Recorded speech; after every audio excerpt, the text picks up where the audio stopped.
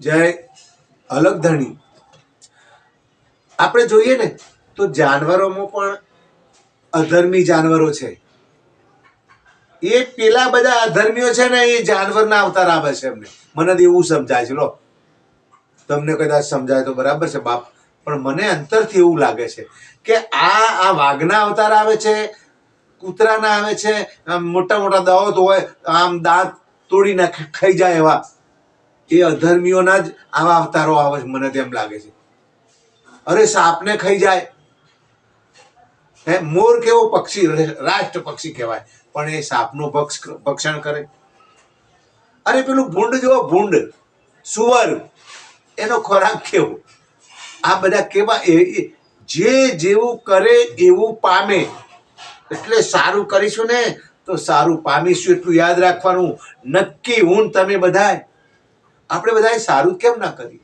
સારાનો સંગ ન કરીએ, ખોટાનો કરીને ખોટા માર્ગે જઈને મરી જવું, હેરાન થવું, કોકના હાથે મરી જવું. અરે પાપ કર્મ કોઈ દિવસ છોડવાનું જ નથી.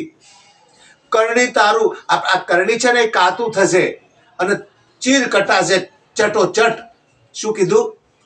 કરણી છે ને એ કાતું થશે. આપણું જે કર્મ છે ને, કર્મ કરણી, એ કાતું થશે અને ચીર કટાશે, એનું કાપશે ચટોચટ.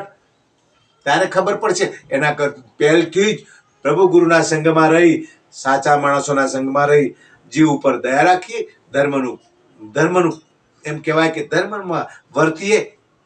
એક સેજ પણ ત્રાખલા જેટલી પણ ભૂલ ના આવે, પાપ થાય નહીં, એવું આપણે બધા વિચારીએ ને તો હજુ મોકો છે. મનુષ્ય અવતાર છે એટલે આ મનુષ્ય અવતારના મોકાની અંદર જ કરી શકીએ છીએ. વાઘ બન્યા પછી તમે એમાં કોઈ ને, તમને ખાવા જ એવું આપ્યું. અરે ગીધ બને ને, ગીધ પેલું મોટું આવે ને સમડી, એ ગીધને શું બધા બહુ ખાટકીઓ મોંસારીઓ જે ખાવાળા છે ને, એમના અવતારો આવે. જેવું કરો એવું પામો. જેને ભજે એને પામ. જય અલગધણી.